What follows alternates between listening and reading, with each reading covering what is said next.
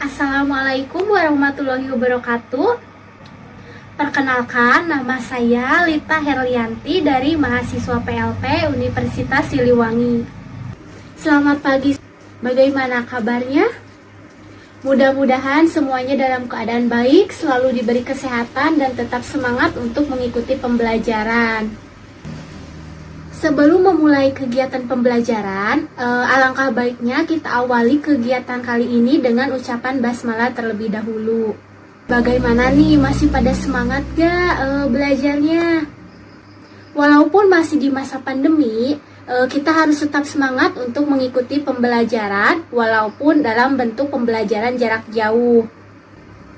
Ada yang masih ingat materi kita sebelumnya? Pada pertemuan sebelumnya, kita sudah mempelajari materi mengenai sistem upah, kemudian perhitungan, serta mengenai kompensasi. Pada pertemuan sebelumnya, kita juga sudah mempelajari materi mengenai pengertian tenaga kerja, kemudian jenis-jenis tenaga kerja, masalah ketenaga kerjaan, serta upaya meningkatkan kualitas tenaga kerja.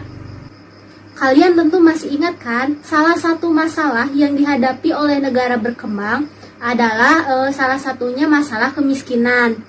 Kemiskinan ini terjadi karena banyaknya angka pengangguran di negara tersebut.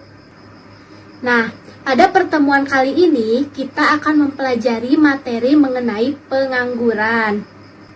Adapun tujuan pembelajaran kita pada pertemuan kali ini adalah melalui moda pembelajaran jarak jauh dengan menggunakan metode pembelajaran tanya jawab dan post-test, peserta didik diharapkan mampu menjelaskan mengenai pengertian pengangguran, jenis-jenis pengangguran, dampak dari pengangguran, dan cara yang dapat dilakukan untuk mencegah dampak pengangguran itu sendiri.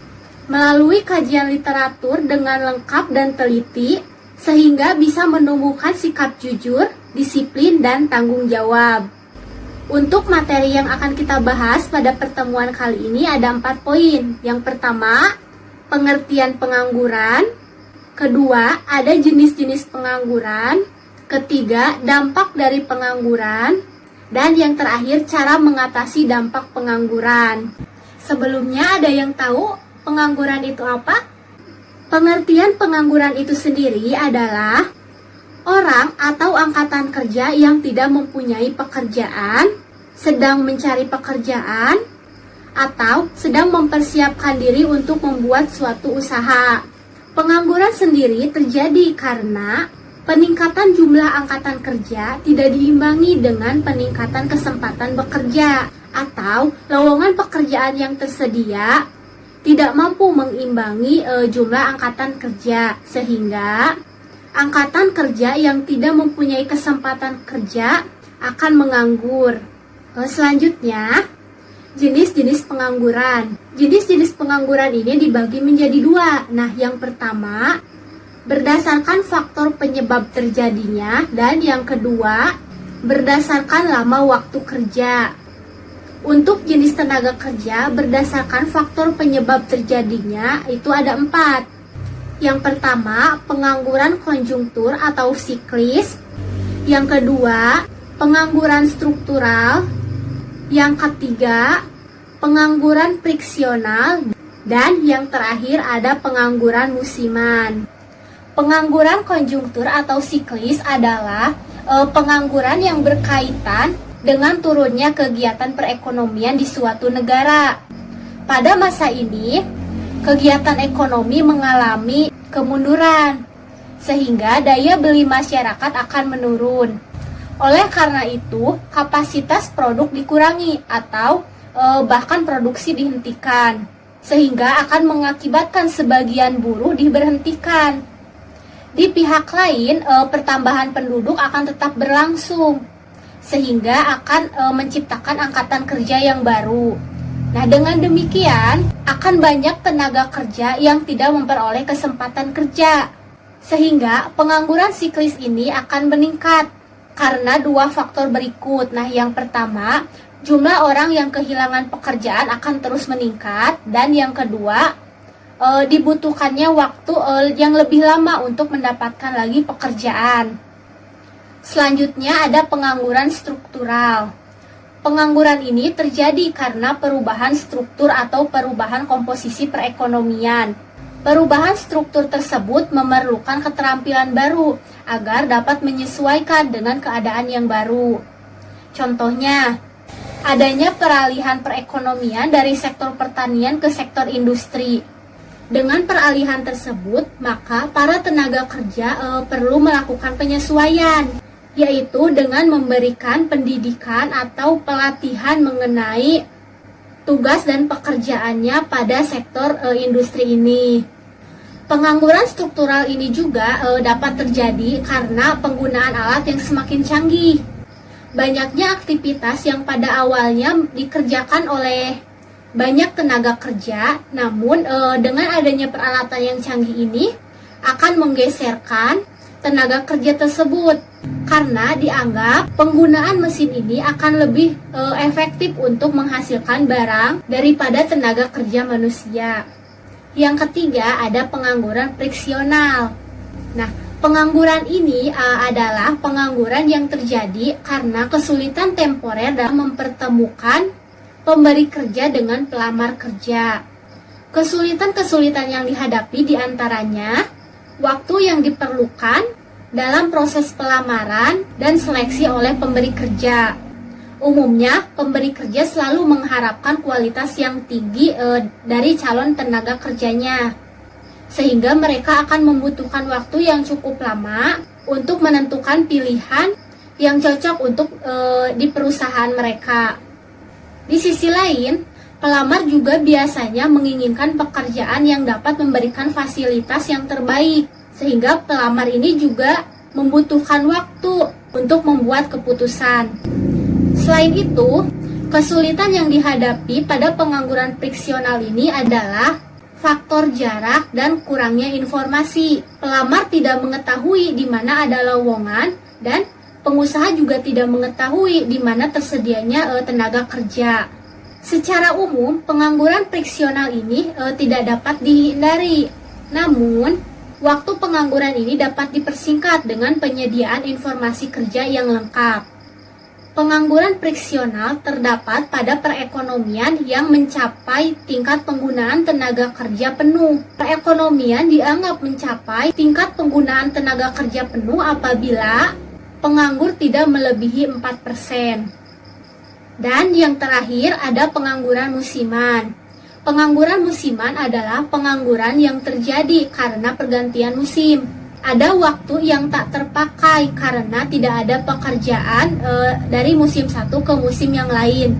Contohnya di sektor pertanian, umumnya setelah musim panen sampai musim tanam. Para petani tidak mempunyai pekerjaan atau tidak ada pekerjaan. Dalam keadaan inilah, petani tersebut disebut pengangguran musiman. Selanjutnya, jenis pengangguran yang kedua yaitu berdasarkan lama waktu bekerja. Ini dibagi menjadi 3. Yang pertama ada pengangguran terbuka, yang kedua setengah menganggur, dan yang ketiga ada pengangguran terselubung. Pengangguran terbuka ini adalah situasi di mana orang sama sekali tidak bekerja atau sedang berusaha mencari pekerjaan. Pengangguran terbuka ini dapat disebabkan karena lapangan pekerjaan yang tidak tersedia, kemudian ketidakcocokan antara kesempatan kerja dengan latar belakang pendidikan, dan tidak mau bekerja. Yang kedua ada setengah menganggur. Setengah menganggur ini adalah situasi ketika orang bekerja tetapi tenaganya kurang termanfaatkan apabila diukur dari curahan jam kerja, produktivitas kerja, dan penghasilan yang diperoleh. Misalnya, orang yang bekerja sebagai tenaga kerja lepas, dia tidak ada kepastian mengerjakan pekerjaan pada waktu tertentu. Yang ketiga ada pengangguran terselubung. Pengangguran terselubung ini terjadi karena tenaga kerja tidak bisa bekerja secara optimal. Kondisi ini disebabkan adanya ketidaksesuaian antara pekerjaan dengan bakat dan kemampuannya. Dampak dari ketidakcocokan ini akan berpengaruh pada produktivitas kerja dan penghasilan yang rendah. Pengangguran terselubung ini juga dapat terjadi karena terlalu banyaknya tenaga kerja yang dipakai untuk mengerjakan suatu pekerjaan melebihi batas optimalnya. Misalnya, suatu perusahaan memperkerjakan 10 karyawan untuk menangani pemasaran. Padahal, hanya dengan mempekerjakan 7 karyawan saja, tugas tersebut dapat ditangani dengan baik. Pada kasus tersebut, maka ada 3 orang karyawan yang dapat dikatakan sebagai pengangguran terselubung. Sampai sini bisa dipahami? Kita lanjut ke materi selanjutnya, yaitu mengenai dampak pengangguran. Dampak dari pengangguran ini diantaranya timbul banyak tindakan kriminal, banyak bermunculan tunawisma, banyak bermunculan usaha informal yang mengganggu lalu lintas, kemudian menimbulkan kerawanan sosial dan menjadi beban sosial, kemudian rendahnya tingkat pendapatan nasional dan pendapatan per kapita, terakhir berkurangnya penerimaan negara. Selanjutnya adalah timbul banyak tindakan kriminal. Orang yang menganggur pasti tidak memperoleh penghasilan untuk mencukupi kehidupan sehari-hari untuk dirinya maupun untuk keluarganya. Untuk mencukupi kebutuhan tersebut, ada kalanya mereka akan melakukan tindakan yang bertentangan dengan kehendak umum. Contohnya seperti pencurian, penodongan, dan pencopetan. Selanjutnya adalah banyak bermunculan tunawisma. Orang yang menganggur tidak akan memperoleh penghasilan untuk membeli rumah atau membayar kontrakan.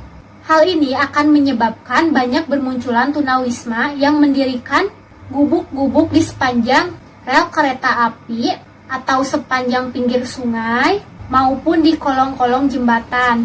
Dampak yang selanjutnya, banyak bermunculan usaha-usaha informal yang menyebabkan terganggunya lalu lintas. Banyak pengangguran akan menyebabkan mereka mendirikan usaha-usaha informal, seperti menjadi penjual kaki lima di trotoar akan mengganggu para pengguna jalan. Dampak yang selanjutnya adalah menimbulkan kerawanan sosial dan menjadi beban sosial. Dampak lain dari masalah pengangguran secara sosiologis yaitu menyebabkan timbulnya kerawanan sosial dan menjadi beban sosial lainnya.